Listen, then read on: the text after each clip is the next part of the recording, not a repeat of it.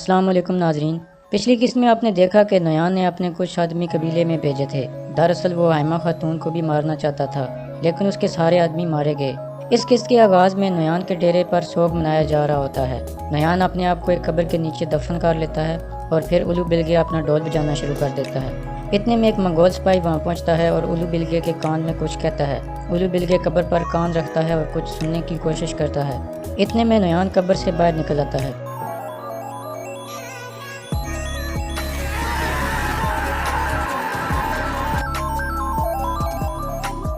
تجھ لیکن زندہ ہے نویان؟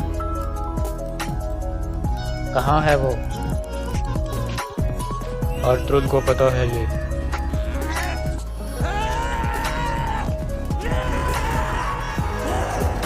قبیلے جانے والے تمام راستے بند کر دو۔ اس کے بعد نویان کہتا ہے کہ قبیلے کی طرف جانے والی ہر چیز کو تباہ کر دیا جائے گا۔ میں آج جیت والے دن کو سوگ والا دن نہیں بننے دوں گا۔ اس کے بعد وہ غصے سے اٹھتا ہے اور کہتا ہے میرے ساتھ آؤ۔ دوسری طرف غار میں تیتیکن کو اچانک ہوش آ جاتا ہے، جس پر ابن العربی اللہ کا شکر ادا کرتے ہیں۔ دوسری طرف قبیلے میں گندوگدو کا خاص سپاہی دمرل اپنے ساتھی سپاہیوں کو اکٹھا کر کے ایک خطاب کرتا ہے اور کہتا ہے کہ اگر ارطغرل بھائی کو موت کی سزا ہوئی تو یہ نویان کی جیت ہوگی، اس لیے ہم ایسا نہیں ہونے دیں گے، اور اس کے لیے ہمیں اپنی جانیں بھی قربان کرنی پڑی تو ہم پیچھے نہیں ہٹیں گے۔ اس کے بعد وہ جوش میں کچھ نعرے وغیرہ بھی لگاتے ہیں۔ دوسری طرف ہائمہ خاتون کائی قبیلے کے جرگے والے آدمیوں سے ملاقات کرتی ہیں اور ان سے پوچھتی ہیں آپ میں سے کسی کو لگتا ہے کہ ارطغرل غدار ہے؟ جس پر وہ سب کہتے ہیں کہ ہم ارطغرل کو غدار نہیں سمجھتے اور جرگے میں آپ کا ساتھ دیں گے۔ اتنے میں حکیم ارطغرل اور گندوگدو بھی قبیلے میں واپس پہنچ جاتے ہیں۔ گندوگدو اپنے سپاہی دمرل سے کہتا ہے کہ ارطغرل کے ساتھی سپاہی ایک پہاڑی کے قریب تمہارا انتظار کر رہے ہیں اور تم ان کو خفیہ طریقے سے قبیلے میں لاؤ گے۔ آج قبیلے میں جرگے کا دن تھا، اس لیے ہر طرف ہلچل ہو رہی تھی۔ جرگے والے آدمی کورکو سردار کے خیمے کے پاس اکٹھے ہو رہے تھے۔ اتنے میں گمس تیکن گندوگدو کے پاس آتا ہے اور کہتا ہے کہ ارطغرل کے ساتھ انصاف ہوگا۔ میں کورکت یا کسی اور کے دباؤ میں نہیں آؤں گا، لیکن اگر ارطغرل کو موت کا فیصلہ سنایا گیا تو تم کوئی غلط کام مت کرنا۔ گندوگدو کہتا ہے یہ جرگے کے فیصلے پر منحصر ہے کہ ہم کیا کرتے ہیں، اور اگر آج ہمارے ساتھ ناانصافی ہوئی تو اوغز قبیلے بکھر جائیں گے۔ اتنے میں ایک سپاہی آتا ہے اور گندوگدو سے کہتا ہے کہ ہمیں ارطغرل کو جرگے میں لانا ہے۔ اس کے بعد گندوگدو اس کے ساتھ چل پڑتا ہے۔ دوسری طرف ابن العربی تیتیکن کو لے کر قبیلے کی طرف روانہ ہو جاتے ہیں۔ ان کے ساتھ گائکلی اور ایک درویش بھی ساتھ ہوتے ہیں۔ اس کے بعد منگول بھی پیچھے اسی راستے پر آ جاتے ہیں اور ان کا نشان تلاش کر لیتے ہیں۔ ایک منگول کہتا ہے کہ ہمیں فوراً نویان کو بتانا ہوگا۔ پھر وہ ایک آواز نکالتا ہے، جس کے بعد نویان اور الو بلگے پہاڑی کے اوپر سے نمودار ہو جاتے ہیں۔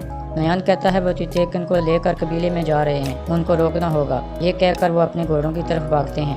دوسری طرف حلیمہ سلطان اور دلی دامیر جا رہے ہوتے ہیں۔ اتنے میں دلی دامیر حلیمہ کو رکنے کا کہتا ہے اور گھوڑے سے اتر کر کہتا ہے کہ میرا گھوڑا بہت تھک گیا ہے، اب یہ مزید نہیں چل سکتا، اس لیے تم نکل جاؤ، میری وجہ سے تم بھی آہستہ ہو جاؤ گی۔ لیکن حلیمہ سلطان کہتی ہے میں آپ کو ایسے اکیلا چھوڑ کر کیسے جا سکتی ہوں۔ دلی دامیر پھر اسے غصے سے کہتا ہے کہ تمہارا مشن بہت ضروری ہے، اس لیے تم چلی جاؤ۔ اتنے میں تانگوت اپنے دو ساتھیوں کے ساتھ وہاں پہنچ جاتا ہے۔ ایک منگول سپاہی دلی دامیر کی ٹانگ پر تیر مارتا ہے، جس سے وہ گر جاتا ہے۔ تانگوت فوراً آ کر دلی دامیر کی گردن پر خنجر رکھتا ہے۔ حلیمہ کہتی ہے انہیں مت مارو، میں تمہیں وہ کاغذات دے دوں گی۔ اس کے بعد وہ کاغذات تانگوت کے حوالے کر دیتی ہے۔ تانگوت کاغذات چیک کرتا ہے اور اس کے بعد اپنے ساتھی کو کہتا ہے کہ اس بوڑھے کو مار دو، اور حلیمہ سلطان کو میں نویان کے پاس لے کر جاؤں گا۔ دوسری طرف قبیلے میں گندوگدو ارطغرل کو جرگے میں لانے کے لیے پنجرے والے خیمے میں پہنچتا ہے۔ اس دوران ایک بڑی تعداد میں سپاہی اور لوگ وہاں موجود ہوتے ہیں۔ ارطغرل گندوگدو سے تیتیکن کے بارے میں پوچھتا ہے۔ گندوگدو کہتا ہے اس کی حالت بہت خراب ہے۔ ارطغرل کہتا ہے چلو پھر دیکھتے ہیں کہ ہماری قسمت میں کیا لکھا ہے۔ اس کے بعد ارطغرل خیمے سے باہر آ جاتا ہے اور گندوگدو اسے لے کر چل پڑتا ہے۔ دوسری طرف دلی دامیر کو منگول مارنے ہی والے ہوتے ہیں، لیکن عین اسی وقت ایک تیر آتا ہے اور سیدھا منگول کے سینے میں لگتا ہے۔ اس کے بعد دوسرا منگول بھی دلی دامیر کو مارنے کے لیے بڑھتا ہے، لیکن وہ شخص اس پر بھی تیر چلا دیتا ہے، جس کے بعد تانگوت کے دونوں ساتھی ادھر ہی گر جاتے ہیں۔ اس کے بعد تانگوت گھوڑے کے پیچھے چھپ کر اس شخص کو دیکھنے لگتا ہے اور پھر فوراً گھوڑے پر سوار ہو کر بھاگ جاتا ہے۔ پھر وہ شخص دلی دامیر اور حلیمہ سلطان کے پاس آتا ہے اور ایک تلوار دلی دامیر کی طرف پھینکتا ہے۔ دلی دامیر وہ تلوار پکڑتا ہے اور اس آدمی کو دیکھ کر خوش ہو جاتا ہے۔ دراصل یہ آدمی سنگر تیکن تھا۔ دوسری طرف دمرل ارطغرل کے ساتھیوں کے پاس پہنچتا ہے اور انہیں بتاتا ہے کہ قبیلے میں آج جرگہ ہونے والا ہے، اس لیے گندوگدو بھائی نے کہا ہے کہ کوئی بھی قدم سوچ سمجھ کر اٹھانا۔ اس کے بعد وہ سب دمرل کے ساتھ چل پڑتے ہیں۔ دوسری طرف تیتیکن کو قبیلے کی طرف لایا جا رہا ہوتا ہے۔ اتنے میں گائکلی زمین کے ساتھ کان لگا کر کچھ سننے کی کوشش کرتا ہے۔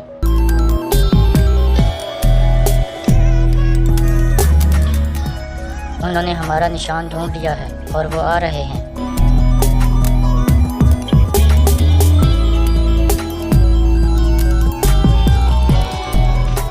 نشان مٹائے گئے ہیں، انہیں پتہ چل گیا ہے کہ ہم پیچھا کر رہے ہیں، وہ یہی ہیں۔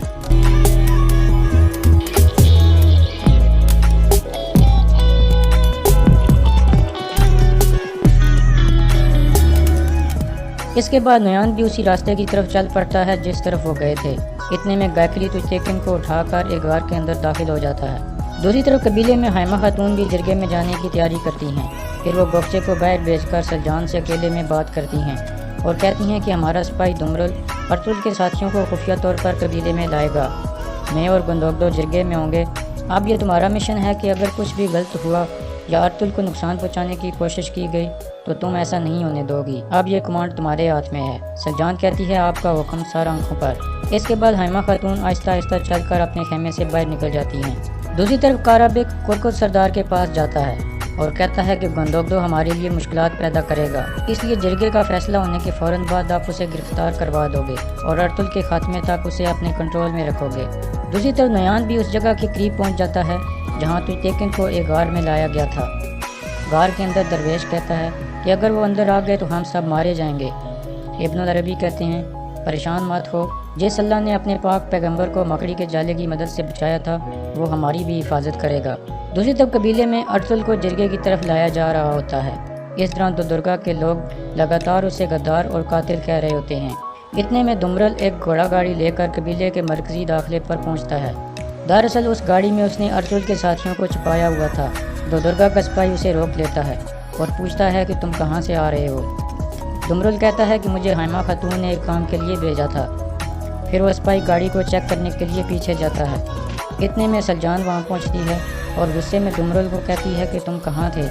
تمہیں پتہ نہیں کہ میں فوراً یہ گندا قبیلہ چھوڑ کر جانا چاہتی ہوں اور تم ابھی یہیں کھڑے ہو؟ جس کے بعد وہ سپاہی دمرل کو اندر جانے کی اجازت دے دیتا ہے اور اس طرح دمرل گھوڑا گاڑی لے کر قبیلے کے اندر داخل ہو جاتا ہے اور یہاں اس قسط کا اختتام ہو جاتا ہے۔